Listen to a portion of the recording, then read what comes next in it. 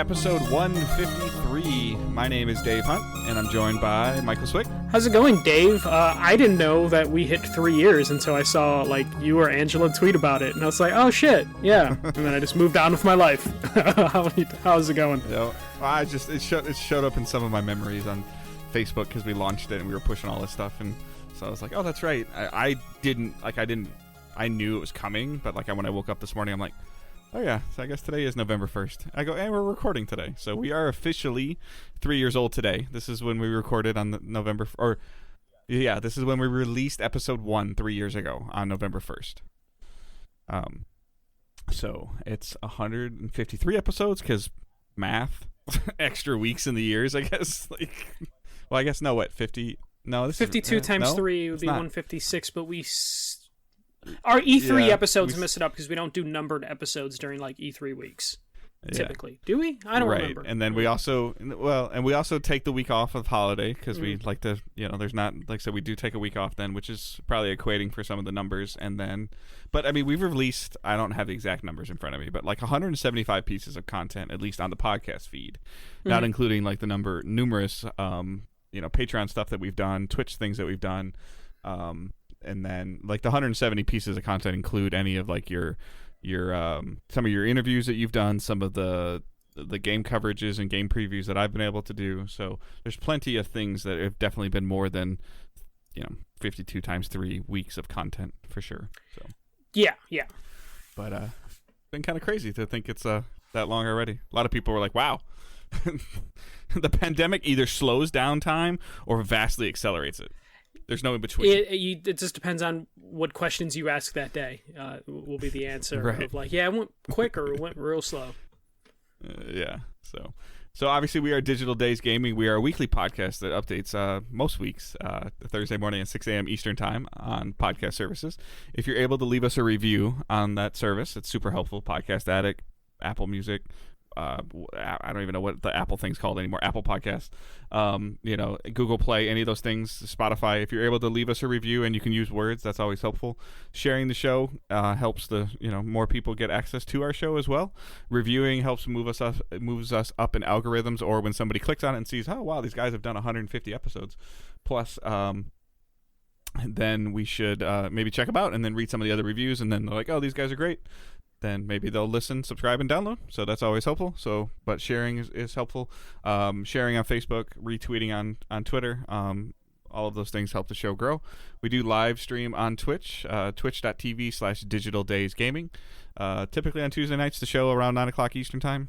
So you can also subscribe to us on Twitch. We are an affiliate, or you can use your Amazon account and link it with your Twitch account and get Prime Gaming. Get a bunch of cool free stuff every month from Prime. From Prime Gaming, as well as a free Twitch sub to the streamer of your choice, and hopefully that's us. The way that the Twitter scene's been going the last 3 or 4 days, I don't know how much longer we're gonna be on Twitter. Yeah, fuck, Dave. I hear OnlyFans is really where people are going. I don't know if I have a real alternative. Yeah. But in order to help maybe the podcast grow, paying a certain amount of money per month to get a blue check might not be bad for a couple months for us. I don't know. I feel like you don't want to. But then I don't know if I want to contribute to that process either. Nope. So alternatives, if they come up, we will definitely be experimenting and jumping on those services. All kidding aside, whatever is going on with Twitter is their own business venture. We don't monetize Twitter. We don't make any money off Twitter. But do they want to monetize off us? It's been kind of entertaining to read a little bit just to see. But anyway, so all the links in the show notes for you to join our community are in the show notes. So all of the links to join the community are in our show notes. So you can check those out. Discord, Facebook. So what do you put in OnlyFans? See, I'm afraid to know what that where links that to. goes. Yeah. I don't want to know where that goes. There's a lot of things that could go in the wrong direction. He said, "Don't click." Yeah, don't. I don't want to click that. Yeah, don't do that. You'll totally maybe lose my train of thought. In the show notes are links for you to join the community: Facebook, Discord, Patreon, PayPal. Not OnlyFans. I repeat, not OnlyFans. Not yet, Dave. Not So, but you can check all that stuff out, and we're going to jump into the news. Yeah, the first news story is just a bit of warning. There's God of War spoilers all over the internet, so I feel like this happens for almost every major PlayStation game that comes out. Something leaks before launch. So there's sounds like a couple weeks ago, a reviewer thought their Twitter account was private, that they were dumping their screenshots. Turns out it wasn't. So there's screenshots that were leaked a couple weeks ago, and then now it turns out a retailer or a couple different retailers are selling the game off street date. So Cory Balrog is very pissed that the street date is being ignored, and now there are full spoilers. Someone, Chris Penwell, who's been on the show, said he was trying to find the new trailer for the game, and it was just straight up spoilers in the YouTube search. Just like, here's the ending, just like right there if you just look up God of War trailer. Oh gosh, I didn't hear that. I mean, I've avoided. I haven't seen anything but I don't also like. I get on Twitter, I get off Twitter, I get on Twitter, I get off Twitter. I don't scroll through it. But that's very scary. I also thought I saw something today that it said PS Direct was sending out the God of War bundles early. Yeah, so if you the only thing is that it's a code in the box and those codes aren't active, so that's like the only thing. But it sounds like that's good, it is a leaky ship. Street yeah, or street dates have already been broken too. That's what I mean, like yeah. People, which happens. That's where a lot of the videos are coming from, is a couple stores throughout the world were just straight up releasing the game, and now there's this straight up, here's the ending on YouTube. So, hey, good time to go dark on the internet if you care about God of War. We're so close to the release date. Comes out a week from tomorrow? Yes. A week from Friday? Yes. Yeah. Is it a Wednesday or a Friday that it comes out? I think it's the 9th. 9th? 7th is Monday. Yeah, it might be a Wednesday or Friday, something like that. Yeah. But yeah, just stay safe out there if you don't want it spoiled. Yeah, that's crazy. Shit's out there. But I mean, like, yeah, this happens. I mean, reviews are hitting. Like, we're recording on a Tuesday, and I think reviews are hitting on the second, third, or fourth. So they're coming out really soon. So be careful of those. Most of the reviewers are pretty respectful of that, but there could be some other people that just aren't. So, going back to a little bit of our Twitter conversation, if you are not aware, there are phrases and words that you can mute on Twitter and unmute them later. And it doesn't cost anything yet. And I'd probably mute God of War. I would mute God of War, GOW, Ragnarok. I would probably mute all of it. Kratos, Atreus, just every character you can think of. Spoilers are out there. If you click on like a PlayStation tweet right now, like any tweet, you will see spoilers for God of War. It's really annoying. I don't recommend doing that when there's not spoilers out there, just because you'll just fall down a rabbit hole you don't want to in those replies anyways. Yeah, it's not ideal to do that anytime, but if you're looking forward to a PlayStation release, don't do it a week or two before. There's definitely like 3 avenues of social media that I determined to not be healthy at all, and that's Twitter responses, Facebook comments on generic posts, unsponsored posts, and YouTube comments. Or did I say YouTube comments already? You might have. Yeah, Twitter replies, YouTube comments, and comments on like with like if there's like hey, God of War comes out in 5 days, and then you see all that like 187 comments, like do not click on that. Yeah. And we don't even warn against Facebook posts because like no one looks at the Facebook replies anymore. Right. But okay, yeah. So that's just a little bit of a warning. And now we're gonna get into subscription talk, specifically Game Pass. So more me misquoting numbers and math poorly, probably, and then us citing stories from video game websites that also might have misread numbers. But we'll go from this. I did cross-reference a couple different websites just to make sure they were all on the same path. But Xbox Game Pass, it's not hitting targets set internally at Microsoft. So according to Axios and the stories coming from Video Games Chronicles, the internal numbers at Microsoft for Game Pass have missed their goals 2 years in a row. So according to these internal numbers, Microsoft was looking for a 72% increase, but they only hit a 28% increase for this year. So a big difference there. The previous year, they wanted a 47% increase, but only got 38%.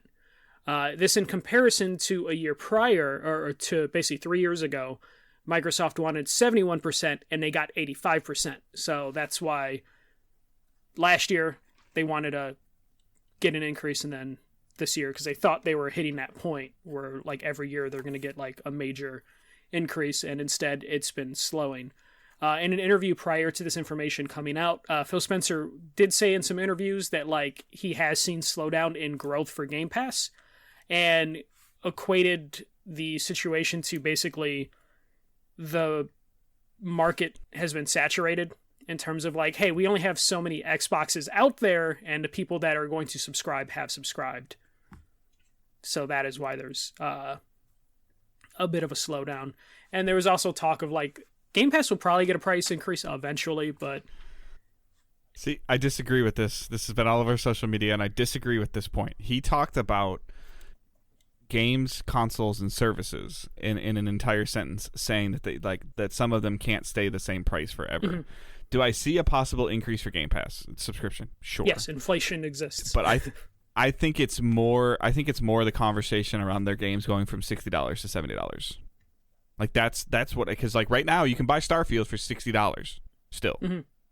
I believe. So like that's what I look at it more of that they're going to start moving to the $70 game's price. And then I do think that we are going to see a small increase in the price of the consoles. Like I could see the Series S going to like $329, and the X going maybe up to like $550, just because like it just feels like that's kind of like what everybody's doing right now.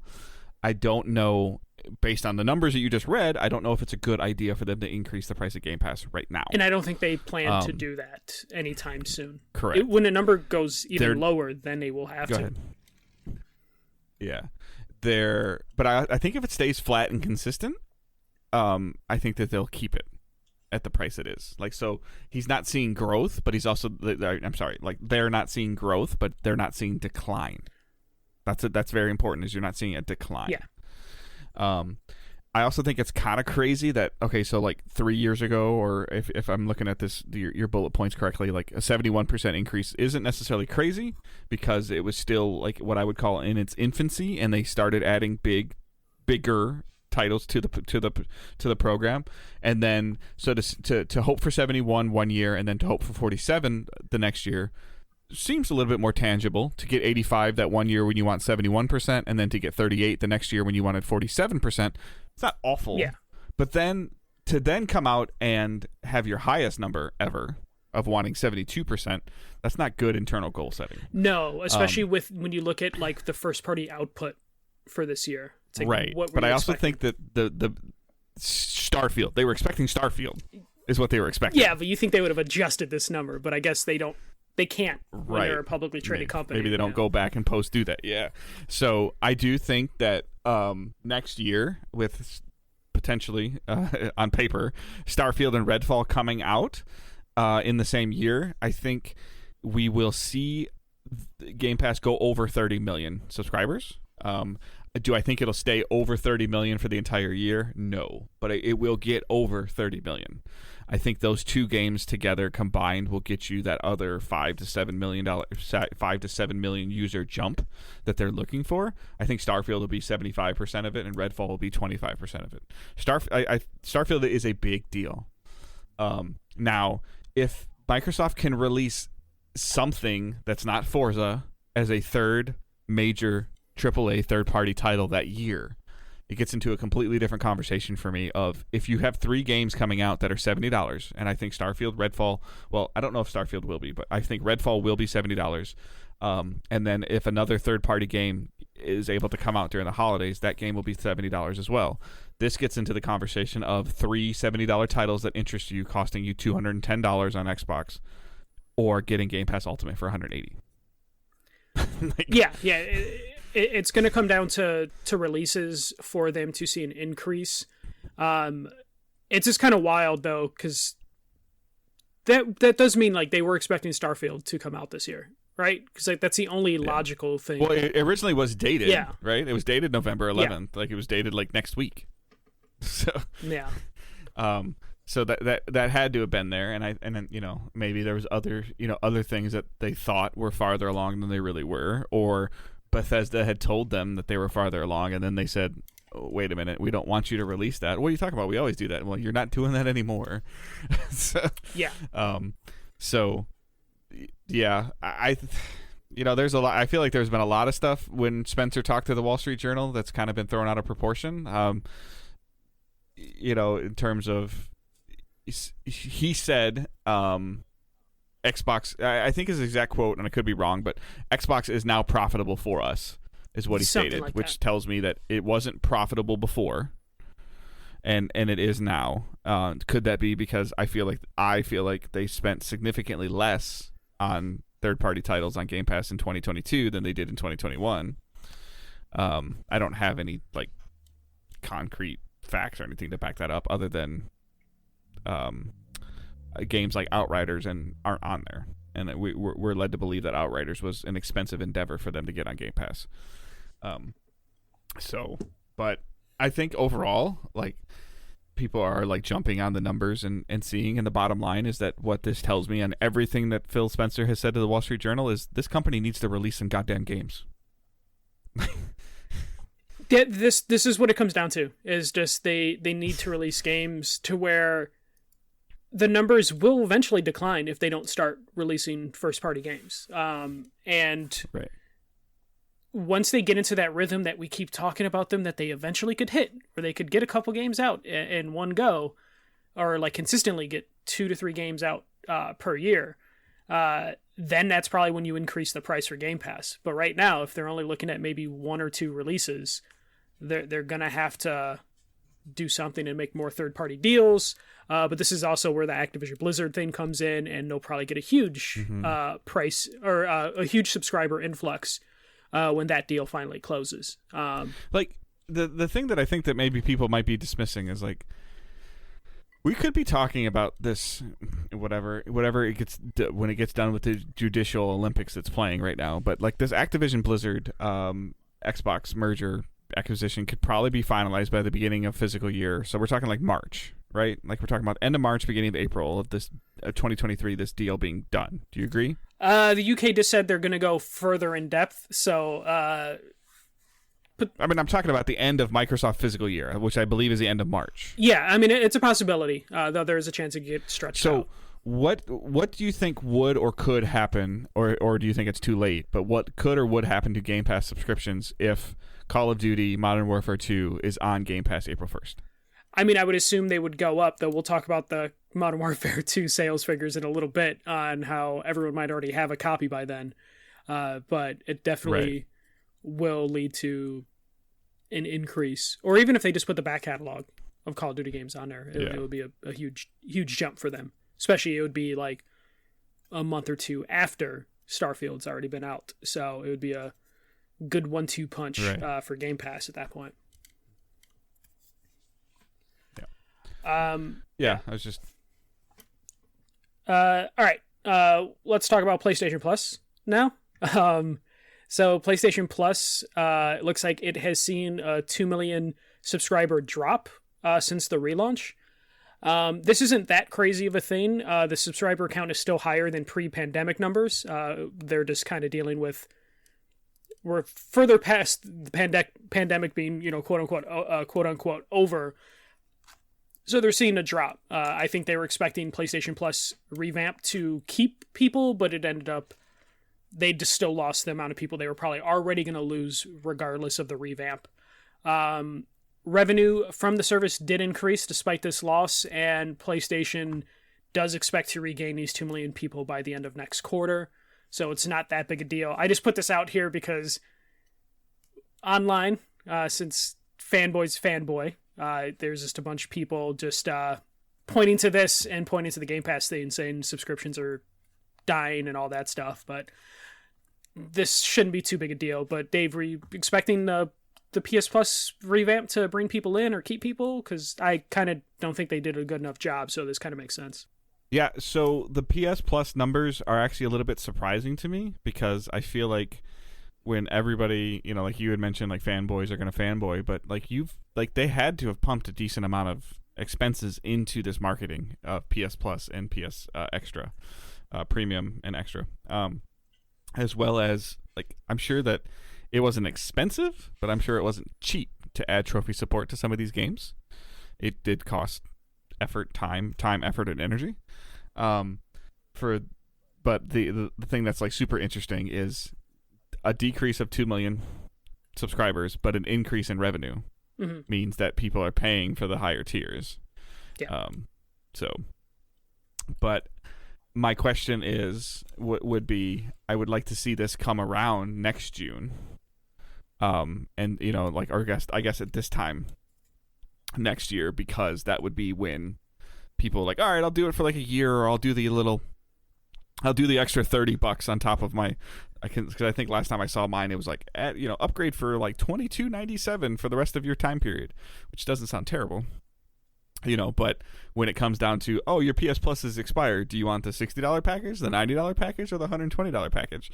I think that they're going to do 60 because they're going to be like, well, the other stuff isn't really, tangible. And I think, and I know that Sony offers the month-to-month, but the month-to-month doesn't have the value that the Game Pass month-to-month has, and it doesn't have the accessibility that the Game Pass month-to-month has. Like, you have regular Game Pass that's $9.99, Game Pass PC that's $9.99, and then Game Pass Ultimate. If you don't play online, you can do the $9.99 version on your console. If you don't play online at all, and that's fine. If you play online, you should just get the Game Pass Ultimate, and then on Game Pass Ultimate, you can play games on as everybody knows, on your console, on your PC, and on your phone. I think you have to go up to like the $120 tier to get. I don't even know. Like, I think it said cloud streaming, but I don't really know what that means for PS Plus or PS Premium. Yeah. But it didn't make it seem like it was mobile streaming. So I don't know. Like, this, to see a decrease in Plus is a little surprising because of how well the consoles are selling. So I don't know. And then where you said they expect the number to regain subscribers next quarter, does that mean that they genuinely think that there's going to be some games as a services coming out next quarter? And that also means that tells me that those games as a service that are supposed to be coming next quarter are going to require Plus, which tells me they're not free to play. I think they just okay, wait, let me backtrack that. I'm sorry. Games as a service, not games as a service, but a multiplayer game, or a game that has multiplayer in it. I mean, I can see Factions coming out. Factions is still the big question. Is Faction going to be free to play? But that means it's not premium? Free to play. Yeah, I think if a studio in their pocket is going to charge a premium price for a multiplayer game, I still think it would be Naughty Dog. Just because they don't have the multiplayer pedigree, but they have a pedigree that people will pay for. That multiplayer better have a damn good story. Yeah, I also think that they just assume that like they have exclusives coming out that people are going to be interested to play. And why they're on a console, they might resubscribe. But nope. It's going to happen, though. I do think that's how this works. But you think that somebody's going to buy God of War and then get Plus at the same time? Not at the same time, God of War? But they might load up their console that they haven't loaded up since the last big first-party game. And they might fuck around and look at everything. And also, there's a chance that, I don't know what's inside the box for the PS5, the God of War collection, but there's probably a trial. Yeah. For PS Plus in there, because there used to be trials. I mean, I think they're usually only like 2 weeks, but that might be enough to get someone into the ecosystem. But I really think that like the 2 million loss and the revenue increasing is exactly what they were hoping for, because we're talking about pandemic numbers. Like they hit 50 million because of the pandemic, so they knew they would lose those people eventually. And that's why they have the higher tiers, so the people that do stick around are paying more money. So it kind of balances out to where it's like, oh, we can still make a profit even as we lose a couple million subscribers. Because we're going to lose those subscribers no matter what, because people were home, and now they're not home as often, so they don't need their subscription. So we'll just get the money we can from people like me who are dumb and have the highest tier and haven't downloaded a single game. But where's the frustration from going after your loyal customers? The problem is the loyal customers think they're getting a deal. Like, no, but like in general, like where's the general? I just like, I look at this of Sony Studios and Sony itself has set the bar so high that they have almost made their certain things unachievable. But also, I feel like there are certain things that just go unnoticed. Of like where they're literally like, we lost subscribers but made more money because we're taking more money from our loyal customers. Business. Like when you say it like that, yeah, no, I agree. Fine, so they're capitalizing, but that's not necessarily. That's pro-consumer now in 2022's world of like that's what the companies feel like. Oh, we're offering better services. Well, you're not really, because I don't really see anything that's enticing enough on Plus extra. So far, the only thing that's come out in like the 3 or 4 months that is even enticed me even an inch is Stray. But that's not to be said that there's and again to play both sides of the coin, nothing has really enticed me enough on Game Pass in the last 4 to 6 months either. So it's in a weird spot, but they are literally saying that we were able to raise the prices and generate more revenue while losing subscribers, which means that it's a good business practice, but it also is what I'm afraid of. What I was afraid of is that there is no incentive for them to increase PS Plus Extra or Premium. Like you said, why do they increase the retro catalog? They already got you. Yeah, and that's the frustration I have is there's nothing in the retro catalog. It's just like same thing on the Xbox side with Games for Gold. They're like, why are we going to put quality games into the service? Get Game Pass. Right. And then people are like, why have games with gold? And they're like, okay, continue to pay for that then. So it's just how things are going, unfortunately. Hopefully we'll see an increase. Though I know that like people were able to hack the PS5 because of the PS2 classics. So like that's probably why we haven't really seen a PS2 classic in a little bit. So that hopefully they think of something and start adding to that, because they're going to continue to bleed subscribers. Like that's just what's going to happen. You're going to lose subscribers because if you're comparing everything to pandemic, same thing with Game Pass. They got a really big jump 3 years ago because pandemic, and now we're looking at it to where it's like, oh shit, not many people are going to be interested in Game Pass, which is why they have to like diversify and like see what they can do on the PC side, and why Xbox wants a streaming stick to get people, because they saturated the console market. And I'm sure that's happening with Plus in terms of like they only have a certain amount of PS5s out there, and the people that are interested. Well, but you're also starting to talk about, but you're already starting to talk about like how many people are getting their hands on a PS5 right now, whether it's for God of War or whether it's for Horizon, that already had a PS4, and you just sign in and your Plus subscription's there, so you sell another console, but you don't see the increase in Plus subscriptions. We know that there's like, I don't even know, like what is the number now roughly, like 450 or 470 million between 4s and 5s out there? No, that's probably too high. Yeah, it's way too high. I said that out loud. It's like 100, 150. Yeah, it's not 40. Yeah, it's like, it's 150 to 175 million between 4s and 5s. Yeah. And to have a third of your user base be on your subscription service is pretty damn good. And we can't comparatively compare that to Xbox because of Game Pass PC. Like that's an unknown variable of there's roughly 25 million Game Pass subscribers, and I believe there's less than 100 million Xbox Ones and Series out there, right? Sold? It's like combined? 60. 65, something like that. I thought that might have been just the series, but that's too high for the series. So yeah, like in terms of the PS4 and 5 family versus the Xbox One and Series family, it's almost, there's a 100 million unit gap. Yeah. And with a 100 million unit gap, there's less than a 50% decrease. Now, again, that's not apples to apples because of Game Pass PC. Yeah, which seems like it's slower to really adapt, but well, they just said it was a 150% increase. Yeah, but like from what? Because remember, Game Pass PC for the first like 2 years was kind of a garbage ass service. Like, yeah. Well, I mean, like, do you think there's a million Game Pass PC subscribers? Oh, ever? I think there has to be, at least by now.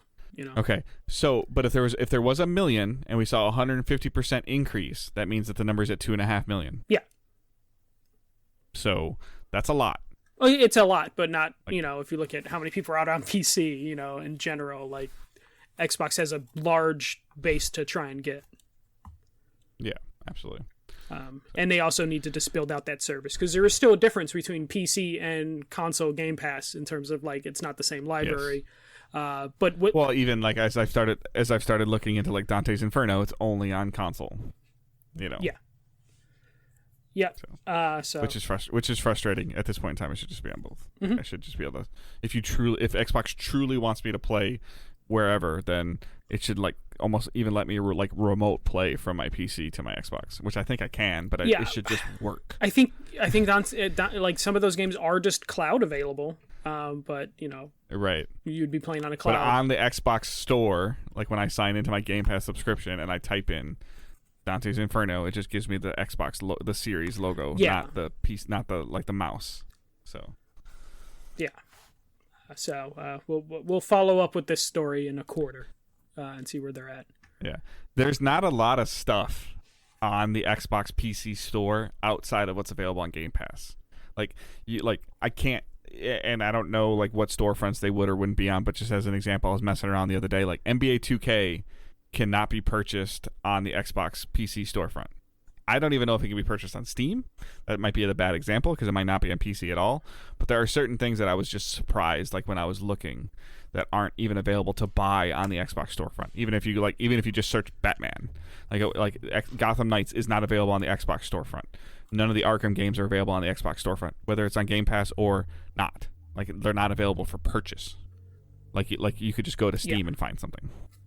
So it's another storefront, and it's probably like the fourth or fifth storefront that you would go to physically buy something.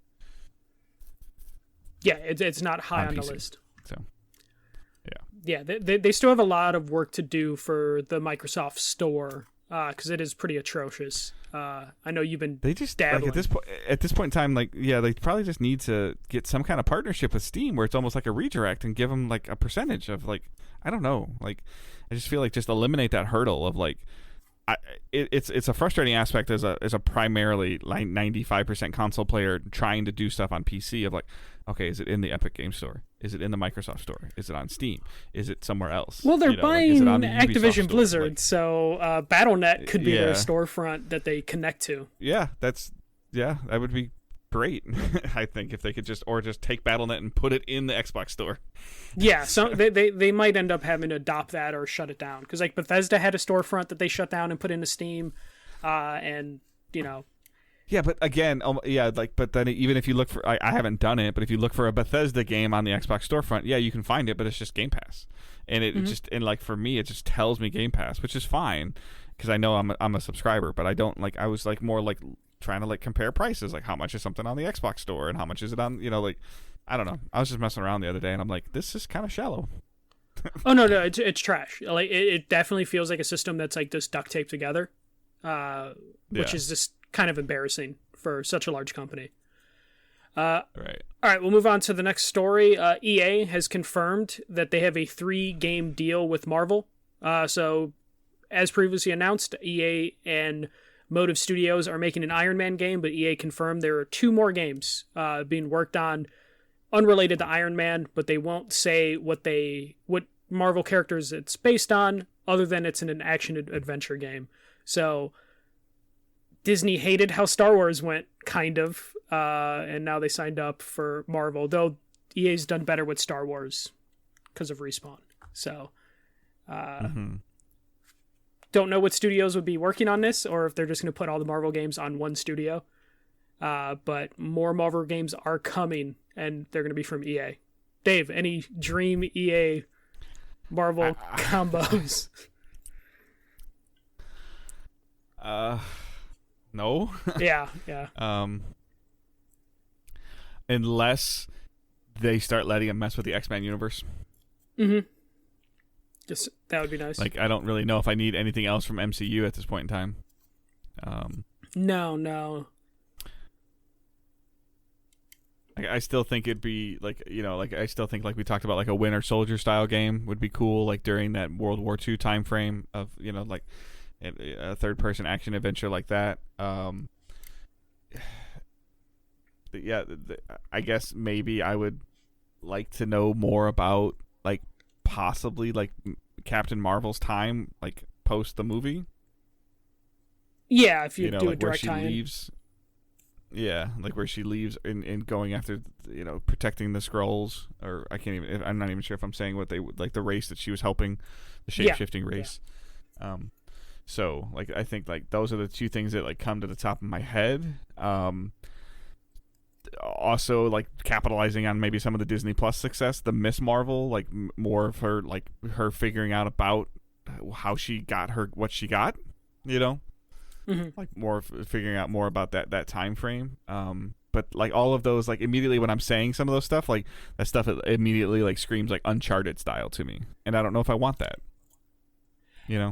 And EA doesn't really have studios that have the pedigree for that specific type of thing. Right. Like maybe a Respawn Black Widow game would be interesting. Because like basically any idea I can think of, I would want Respawn to work on it, since that is the good studio that EA currently has. Yeah. Because everything else, I don't know. Like Motive, I guess, is a good studio because they're doing Dead Space, but like I'm just like I would want Respawn to touch anything, because I don't trust DICE to do a game. Right. I think a Vision game would be really cool. Vision would probably be pretty good. But yeah, I don't know what they're going to do. We'll see how the Iron Man thing turns out, because Iron Man thing could be fantastic. Yeah, but you have to believe that's in super early development if Motive's still working on Dead Space. I mean, it's getting ready to come out, so they're probably like they're essentially wrapping Dead Space right now. And sure, this Iron Man game's in early development. But the number one concern that I have is the resurgence in the popularity of Iron Man is due to Robert Downey Jr. And anything other than him probably doing the voice or using some character creation for him is going to leave people disappointed, because it's either in the suit or it's Robert Downey Jr. Yeah. And I don't feel like there's much success in between. Like we saw that immediately, like the number one thing when Marvel's Avengers was announced was like, ew, that's who they are? Like, well, that's a problem that every Marvel game is going to have, is like you're going to end up comparing it to the MCU. That's just natural. So these studios have the task of establishing their own version of these characters, and that's like a really big challenge. I think that's why the most successful character in Marvel's Avengers was Kamala Khan, because that wasn't established in the MCU yet. So they got to do what they wanted with that character, and make a voice for that character. But then when it came to like Bruce Banner, Hulk, Captain America, Iron Man, it just kind of didn't work, because we were just like, why isn't that Chris Evans? Why isn't that Mark Ruffalo? Yeah.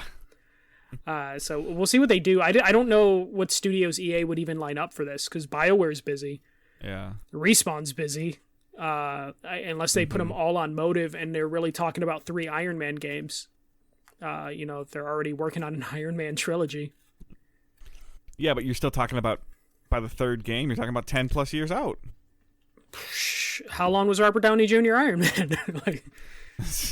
I know, I get it. I'm just talking about development time frame of like, okay, so you start hardcore development on Iron Man at the end of 2022. So best case scenario, 2024? Best case scenario? What if like super fast turnaround? What if like in Motive's studio there's a whiteboard and it says roadmap and it just says Insomniac Games, to where they're like, well, once we build the first one, we can just pump these out. Like, that's the goal. Just build the world, build the character, and then just start pumping out Iron Man games, because all the hard work is done in terms of like, here's our background.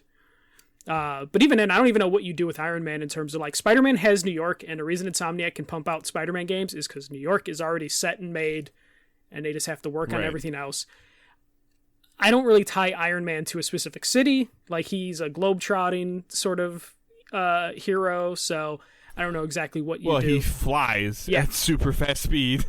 Yeah, so you would imagine he has, like, you can't just be like, yeah, Tony Stark's protecting San Francisco for this game. Like, that just would be boring, because he could move real fast.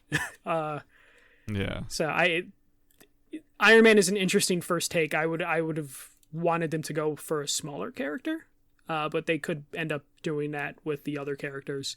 There's still the rumor that they're making a Black Panther game, which is going to be confusing. Yeah, but who? Like, to your point, who?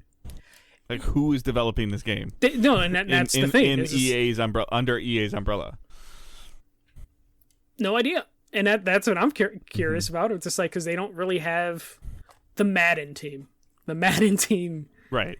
Now, I mean, the only thing that might be a saving grace for you is like maybe if you take the assistant game director from Respawn and give him his own team of some high end people from Motive or something like that, and you almost have like, I don't even know what you'd call them, like this is just a shot in the dark, but like Respawn Denver, and you make a studio out of Denver, and you take people from Respawn, take people from Motive, take people from BioWare, and say, okay, you guys are moving to Denver, or and you guys are gonna make a Black Panther game, and you do that, you create another studio. Like that would be but I think we would have heard about that by now. Yeah, they created that Seattle studio, which is probably the Black Panther studio. I forget what pedigree it is. I think it's outside people, like not from EA Studios. But that's even scarier of just like, hey, we're going to get this big franchise, don't mess it up. Here, new studio that's not established yet. And I think that's when you hit problems like... that's the make or break game. Oh, you guys didn't make the good enough Iron Man game? Okay, you're done. You're closed. Yeah, you're closed, and good luck, establishing yourself somewhere else, because you messed up the Iron Man or Black Panther game. That's super scary. I mean, that's what we're seeing with... I just had it. I forgot what studio is taking on, like... I mean, you have the Amy Hennig, like, her first game that might get made is going to be the Captain America Black Panther game. If that goes wrong, and that's the only game Amy Hennig Studios produced since she left Uncharted 3, that's probably not a good look for that studio or, Amy Hennig's, like, future in the industry. So, like, it's a lot of pressure for, like, a new studio to be established and be given, like, a major IP. And, run, here's the ball and run with it. It could backfire for some of these studios. But last story bit, this is just kind of a leak, since we're, talked about a leak earlier, but this is a positive one. HBO Max leaked that The Last of Us TV show is coming out January 15th. So HBO's Max website had a trailer and accidentally listed that the show's coming out January 15th. And then I think on the HBO Max app, it also said January 15th. They scrubbed those days from the website and the app, but it's too late. People are now expecting this show to come out January 15th. I'm excited for the show. Dave, I'm curious, are you and Angela going to watch it? I know she doesn't like scary stuff. So... I mean, I think she really wants to watch it because she really loves The Last of Us, like, universe and story and all that stuff. But I don't know if she's, like, tangibly ready to see an episode dedicating 10 or 15 minutes to clickers. Yeah. And just seeing the first image of them, they look really good, really scary, really gnarly. So yeah. I do hope this comes in January because that's always kind of a little bit of a dull time with television shows. Some of them are taking, like, what I call, like, NFL playoff break. So they're like, we're not trying to compete with the NFL playoffs, and for something like this to come out during that time would be great. Right post holiday. So I hope it's true because this would be, but, like, I also wonder, like, is this one that HBO is typically known for releasing week by week episodes, right? They don't release everything at once. Yeah, it's week by week, and I think there's a rumor that this will have a split season, where they'll do like 5 episodes and then take a break and then do 5 more episodes, something like that, potentially. Oh God, that's terrible if it does that. Because remember, they were still talking about still shooting the first season not too long ago. This might be a split season thing. HBO doesn't do split seasons though, so I'm hoping that's not the case, but there's a chance it'll be a split season. I think they've talked about that this is supposed to be intertwined with the story, the storyline of part 1, right? Yeah, it's just part 1 as far as we know. Yeah. All right. Yeah, so maybe hopefully it comes in January because that's a good time. But I think you skipped the COD story, or are you not wanting to cover that? Oh, yeah, my bad. Activision announced that Modern Warfare 2 is the fastest selling Call of Duty game.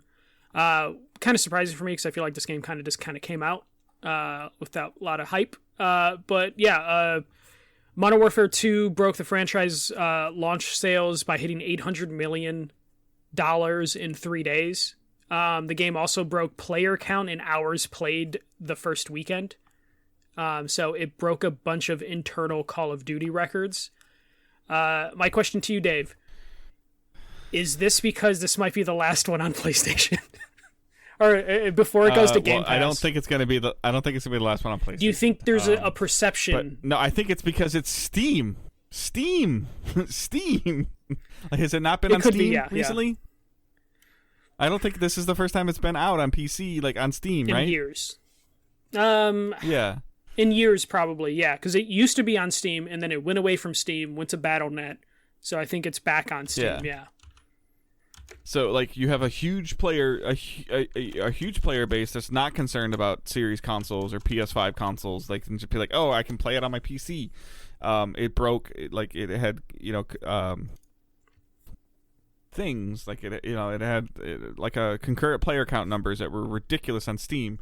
And it hasn't been on there in a while. So I think that, like, when you go on what's considered to be the largest platform for gaming, you're going to see an increase in numbers. Yeah, I mean, it was like the biggest Steam launch ever. So much so that Steam or Call of Duty disabled family sharing on Steam for Modern Warfare, because I guess a lot of people were sharing it, and the family system on Steam. So it definitely is going to be the big thing. I do wonder if there's like some weird perception of like PlayStation players being like, I got to buy it because this one might be the last one for a while, even though that's not the case. It's going to be there forever.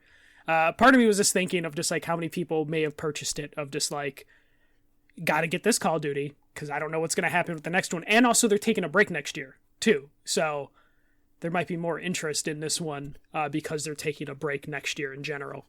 But I believe you're right. No, I think it's a combination of a couple things. It's Modern Warfare 2, Modern Warfare Remake, or whatever they brought out 2 years ago, was good and kind of reset the standard for COD. Yeah. And then this is the sequel of it, coming off of disappointing Vanguard numbers, of where you talk to your buddies like, oh, like, you said Vanguard was trash. Yeah, I know, dude, but this is good. This is really good. Like, like it's Friday. It's, it comes out on Friday or whatever the day it came out, and they're texting their buddy like, oh no, man, Vanguard was trash. No, man, I've been playing for like 4 hours. Like, this is really good. Like, come on, get it, come join. Okay, I got you.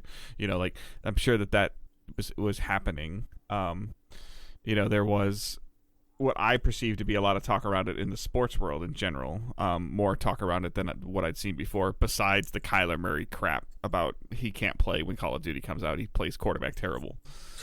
But that's because I pay more attention to NFL football than Michael does. Yeah, Michael, I think, probably heard about this guy. Yeah, so. Yeah. But it is definitely one of those things where maybe I'm just out of touch with the Call of Duty community, but I didn't feel like a lot of hype going into this one outside of the usual, like, Call of Duty's coming out. So it did catch me off guard. That I think it also had to do with it being like a staggered release. Yeah, like, oh, pre-order and play the campaign early and multiplayer betas, and it's like, and then you like messaged me like, hey man, it's out. I'm like out. Like, that's what I mean. That's what I mean. Like it caught me off guard, where I'm just like, damn, okay, because I don't know anyone really talking about it. I have a couple people on my friend list playing, but out of like the 80 people on my friend list, I think I saw like 7 people playing it, which. When God of War comes out, my playlist of 80 people is going to be like 70 people on God of War. So I kind of use that as barometer for hype, and not seeing a ton of people on Call of Duty, but seeing it's super successful. Just, this is at least more indication why Microsoft can't make it exclusive.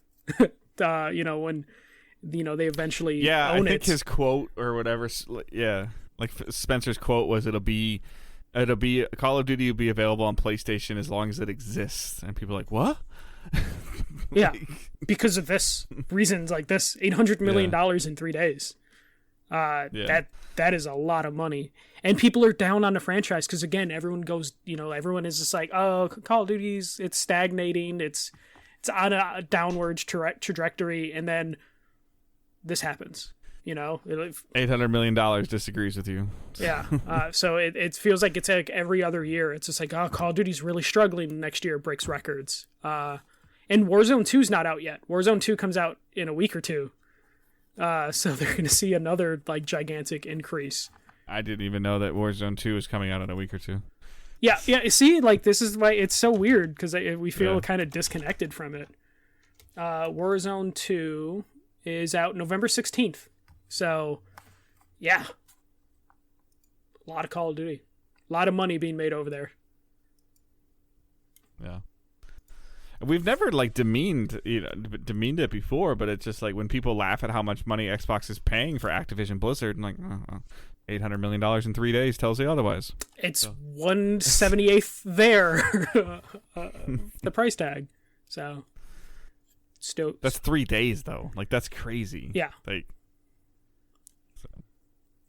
It's kind of wild. All right, so that's it for news. Nothing has been delayed because everything's actually coming out or it's coming out next year. So what we're playing and watching, I did not play a lot of stuff this week, if any. I spent a significant amount of time the last 2 weeks playing Mario Rabbids. Really enjoying it. Like I said, top 3 game for me in the year so far. So Mario Rabbids Sparks of Hope is really good. We recorded a day later last week than we did this week, and it was Halloween.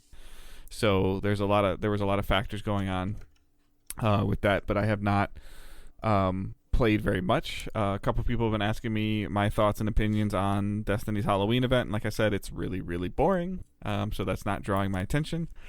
I was able to, with the periodicness that I've been playing in Destiny, I had accumulated enough in-game currency to buy the mech armor ornaments that they released for the event.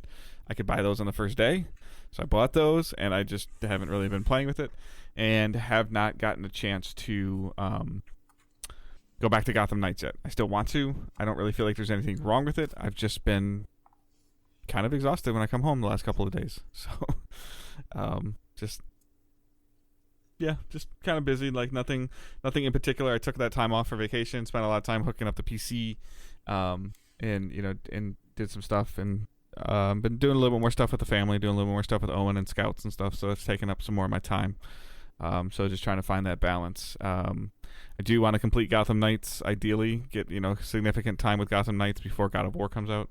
And then I know that Michael and I want to kind of put our nose to the grindstone on God of War and record some extra content for you guys with that as quickly as we can, ideally before the Thanksgiving break, so you guys can listen to us gush over God of War while you're like stuffing a turkey or something. Mm-hmm. Mm-hmm. So, watching, on Saturday the Michigan State football game played, and then the tunnel incident with the players. Like again, Michael probably doesn't follow sports, let alone college football, but he probably did hear about these players like beating each other up in the tunnel. Yeah, I guess not. Nope. Okay. So, but that was going on. Watch the NFL, watch the Lions lose again. It's going to be like a really, really rough season. Like I already thought it was going to be an okay season, like 3 to 5 wins, and now it's like closer to like 2 to 3 wins. It's not looking too good right now. So very, very dull week for me, so I apologize. So for me, started Gotham Knights. Been playing that a little bit. I'm enjoying it. It's not like blowing my mind or anything like that, but I do like the aspect of going out on patrol every night with a different character. That's like a cool superhero thing I feel like we don't really do, because it's like totally optional. Like you could solve Batman's murder, or you could just drive around the city and beat up random criminals. So not really having any issues as long as I do that. I do notice like the frame rate stuff just a little bit, though I know a performance patch just hit yesterday, so I'm wondering if that helps steady that frame rate, because I only notice it when I'm driving. Like when I'm in combat, it's not really a big deal, but when you're trying to drive, and I feel like I noticed it when I was driving on the PC, like a little hitch here or there, like where the game would feel like it jumps. Yeah, no, that's definitely very much a driving issue, which sucks, because that's like the aspect I'm enjoying, is driving around and then just seeing what random crimes I can stop. So I'm not crazy in depth with the game yet. I'm like 4 hours into it, and I mostly was distracted by just like taking each hero out on a patrol. I don't know, you can't switch heroes the same night. Like you have to end the day and start a new day. No, anytime right? you go back and anytime you go back into the base, like it ends the night. Yeah, that's the only aspect I don't really you're like. In the, I can't think of the name right now, but anytime you're Belfray in or something. the base of anytime you're in the Belfray, it's daylight, and then because you can tell when you're in there, it's daylight, it's daytime. And then when you go out, it's nighttime. I get it. Like I said, like at the beginning of like when I first played it a couple weeks ago, or 2 weeks ago, whatever it was now, like I understand that it's the Batman universe, but like I still think and it would have been cool to be out during the daytime. Yeah, a little bit. Now I know that doesn't like happen in like the comic books and the Batman lore. That's like that's not like a thing. But I could see you like going into like a building. So like it's just kind of it's weird. I need to mess like I said. I need to mess with some more of the characters. I pretty much only played as Nightwing, and I got into the like messed with the suit system a little bit and changing some stuff around, and I kind of like fell down like a rabbit hole with that a little bit. How do you feel about the mechanic where you have to like interrogate people while you're fighting them? Or have you not done that? I've done that. It's a little clumsy of a system. Yeah. Like I don't really like it too much. So I've been kind of avoiding it. And I hate the randomness of it. Mm-hmm. Yeah, I hate the randomness of it where you had to do it against like 2 gangsters and then 2 other I can't think of the name right now, but like freaks. I feel like they call it freaks. Yeah. And I was like, ugh. So then it's like, oh, this is another freaks crime. I need a gangster crime, and I have to go find a different one. And it's like, ugh. Yeah. And how do you feel about the building momentum system to perform the special attacks? That feels a little unattached. It does feel unattached, and I haven't really built out more moves. Like I really only have like 1 or 2 moves right now. So same. Yeah. So I'm not using them pretty much. Like I'm just because I don't need to. I almost have to do it on purpose because of some of the challenges tell you to like, and I don't really. I guess I haven't like. I guess it's maybe more XP or more like of their in-game loot or in-game currency of like, kill 6 people or harm 6 people with the momentum moves, or you get complete the encounter without being noticed, or like, so it's like more silent takedowns. But it just so far that part doesn't feel as fluid as the Arkham games did, and those are 10 years old. Yeah, that's a big thing, is like comparing this to the Arkham games is both unfair, and it's hard not to do that because it's the Batman game from the same publisher, not the same studio, but same publisher. And also they worked on an Arkham game, technically, Origins. I just think it's kind of a bummer that you can't switch heroes the same night, because you basically feel like, oh, I'm losing this time that I could be, doing stuff, because I got to reset the day and take another hero out. To your point, the reason they don't do daytime is because then they would have to actually have people in the street, and like Gotham is very the world's empty. very empty. Yeah.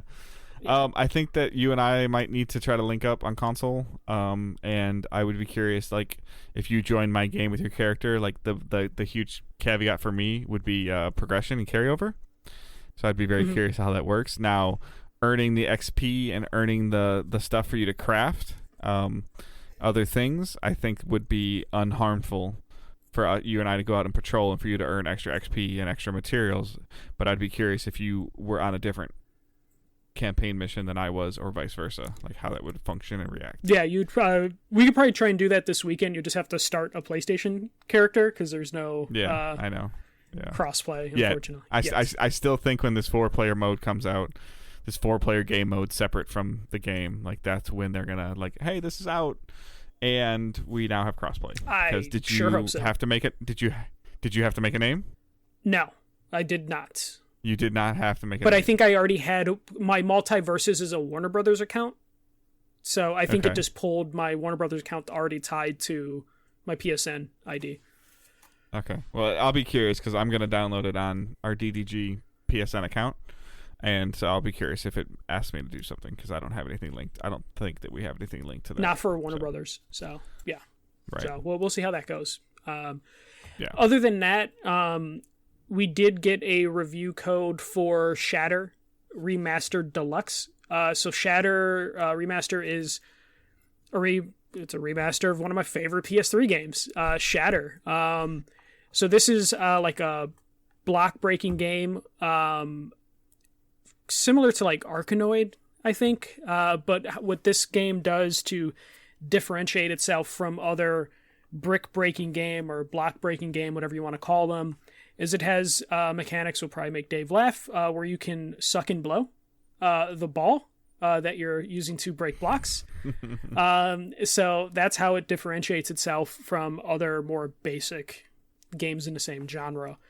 This allows you to have just a little bit more control of the ball's direction, and when it comes to the different type of blocks that need to be broken or specific boss battles, it's very handy. And at the time when this game came out, originally in, let me check the date, 2009, that was kind of a big deal, because the genre was kind of stagnant at that point, and this felt very fresh and new when it came out.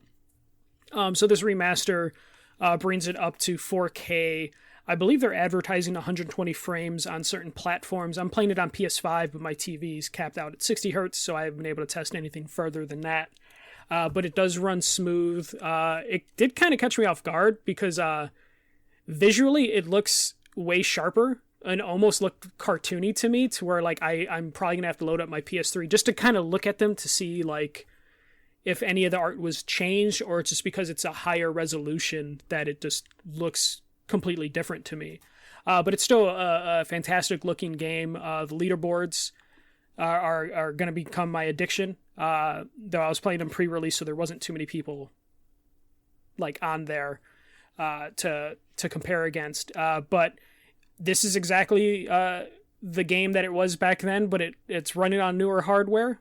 It looks significantly better, and it has, as far as I know, the full soundtrack, which the Shatter soundtrack was fucking fantastic back in the day. It's still really fucking good, but I haven't beaten all the levels yet, so I can't confirm if all the music's in there yet for myself. But as far as I know, it is like the original soundtrack. So yeah, I'll probably give this a full review next week, but like, it's that game. It's that really good PS3 game, but it's on a PS5 now. So I was really excited when this game came out, just to get my hands on it again. So we'll probably have a full review for it next week, though expect that one to be short because it'll just basically be me saying, yep, that's that game, because it has all the original modes on it, original soundtrack. So it's as good as I remember it. But we'll see what happens towards like the last couple levels to see if anything changes my opinion on it. But yeah, that's awesome. That's it for playing and also watching. Like I really haven't been watching anything. Sarah's playing Bloodborne, so I've been watching a lot of Bloodborne. She's been streaming it too, which I was waiting for Dave to be like, "Huh, you can't stream, Michael," but Sarah's streaming Bloodborne. She doesn't work for DDG. Yeah. So like right now, if I look to my right, Bloodborne's being played right now. So yeah, I've been watching. I mean, she could pick up your slack if she wanted to. Like that would be fantastic. She could, but that's okay. But yeah, so I've been watching a lot of Bloodborne, and then I'm playing Gotham Knights here and there, and a little bit of Overwatch. But I gotta squeeze in Modern Warfare 2 sometime this week. Yeah. Need somebody to play that with. So tweet at me or message me and let's play some. Let's see how crap I am at COD, because it's been a long time since I messed with the multiplayer. I don't necessarily like. I will play the campaign, but I would actually like to have like a night, like once a week, once every other week, with even some of the DDG people of like, hey, like Thursday night we're gonna play some COD for like an hour and a half or whatever. Like I would love that. I think that would intrigue me enough to play that. I just would need 3, 4, 5 people that want to play it and tolerate me. So I miss doing that when I used to play a lot of shooters with like, we used to have a group of like 4, 5, 6 people that would play Battlefield on a pretty regular basis. I know a lot of the UK guys, Matt Lowe's, Robert Cartwright's. I don't know if they're playing COD. I know they play a lot of Battlefield though, and they have like their gaming nights. But their gaming nights start at like 4 p.m. my time.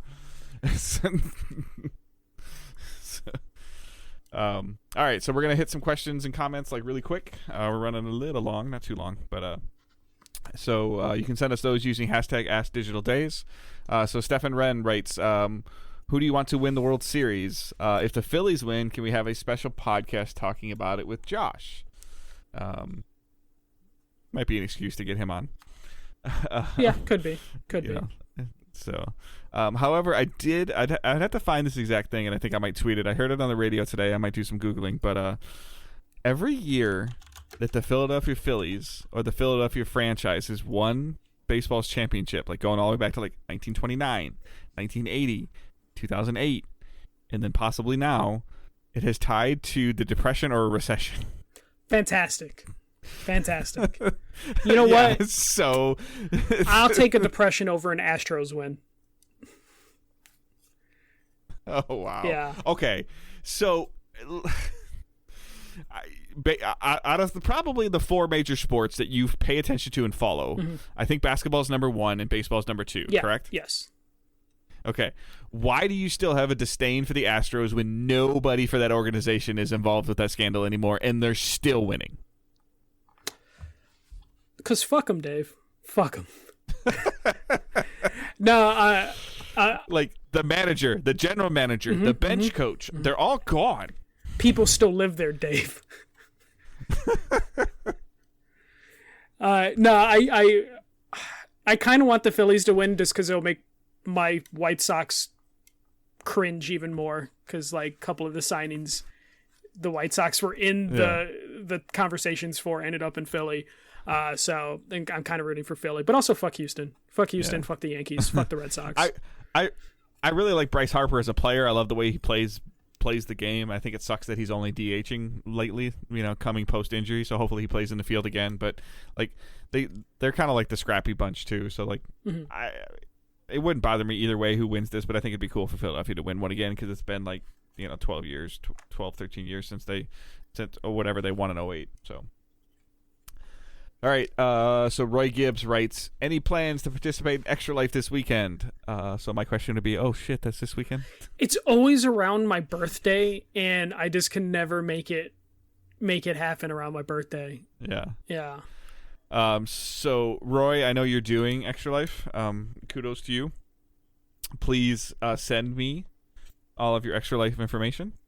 I would like to donate to your Extra Life, and I would also like to promote your Extra Life streams, and I would like to play.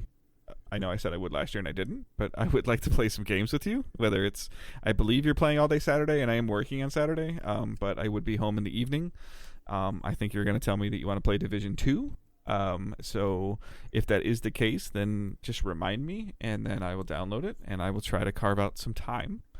But most importantly, I can't 100% promise you that I can play, but I will 100% promise you that I will donate and I will promote, because you are a active community member, Patreon supporter, so you check all the boxes and you're also doing something that's great for your community. So if anybody else that's listening to the show also does Extra Life, please just DM me on Twitter or Facebook if we're friends that way, and we will take care, between Michael and myself, we will take care of promoting your streams. It could be to the extent of me like nudging Michael in Discord on a Saturday afternoon, saying, "Hey, just do me a favor, retweet this," and he'll take care of it when he has a minute. Hit us up in Discord, Facebook, Twitter. And we can't really do that if you don't tell us about it. So please, if anybody is doing Extra Life, I would love to. I can't promise, like if I get like 10 of you that are doing Extra Life, I can't promise that I can donate to all 10 of you. But I will try to figure something out to take care of that. But I promise, if there are 10 of you doing it, we will promote all 10 of you doing it. I can promise that. So please send that. And our last question of the day comes from John Koval. What would be your perfect video game conference? Fan-made media, merged fan and media like E3, or one of for media separates? Should each brand, developer, or hardware have their own? It's just kind of a loaded question. I think that, to be honest with you, and this is probably going to be a cop-out, I think the way that Sony handled PSX for 2 years, that was going to be my thing. I was going to say PSX was the perfect conference. Yeah. Like, okay, here's the stuff that's coming out, and go play it. Mm-hmm. Like, and it was open to the public, and it was open to the press, and it was, it was very, it felt very informal. Didn't have to go too many different places. So that little niche of time they had for those 2 or 3 years, like they just did the same thing every year. and they just had solid content coming every year, and it just worked. And also, I don't know if you engaged with it, but they had like scavenger hunts on your phone that you would get like a playing card if you went to like the indies, in like each individual indie had like a playing card, or you would like check into it and then you'd get an award, like a physical gift for like you played 15 games. And I feel like they struck the perfect balance of how many people poster. But they struck that perfect balance of it wasn't overly crowded, but it wasn't empty, and it wasn't like there was terribly long lines. Like, it was just like, I don't know how many tickets they sold, if they stopped selling, if they stopped letting people in. I don't know what they did, but they seemed to be like right at a great capacity count the one year that I went. Yeah, and I think I went 2 years, I think. And it always just seemed like a really well-run show. It wasn't really for media, and I'm fine with that, but it was a really good, fun show. And I never even experienced like the panels. Like, I never went to any of the panels. Like, I was too busy doing the other stuff on the floor. But I think PSX was the perfect thing, and I really hope they do another one in the future. Like, I really do. And I think and again, like going full circle, I think Microsoft has the potential eventually to do something similar, of like an Xbox only event where there's Bethesda stuff and there's Activision stuff, and there's like, hey, here's what's coming out in the next 9 months or 12 months, and the stuff that's coming out in the next 6 months is on the show floor, and you can play it. Go play. Like, and then they can put the demos. They could put the demos on the Xbox Game Cloud, to where you like, hey, here, play the demos, and they'll go away at the end of the weekend. There's options. All right, so that is our show for the week. Like I said earlier in the show, you can follow us on the social media. The main Twitter account for now is at Digital Days Pod. Michael's is at the First MJC. Mine is at Good Dave Hunt. Please consider liking us on Facebook. Even that's not like the best option right now. I know. It's just like if anybody has a cool social media thing that they want to start, now is a good time to start it. Guys, Discord's pretty cool. We have like channels in our Discord. You can show off Discord stuff. And YouTube. Like, we can but Discord would be really solid. There's definitely some nice sorting and some improvements going on in there. So the Discord link is in the show notes. The Facebook group's in the show notes. The Twitter handles are what I just mentioned. Patreon.com/DigitalDaysGaming. And as well as Farmer John in the chat mentioned, we do have a Teesprings account. I keep wanting to give it a little bit of a refresh, and I keep forgetting.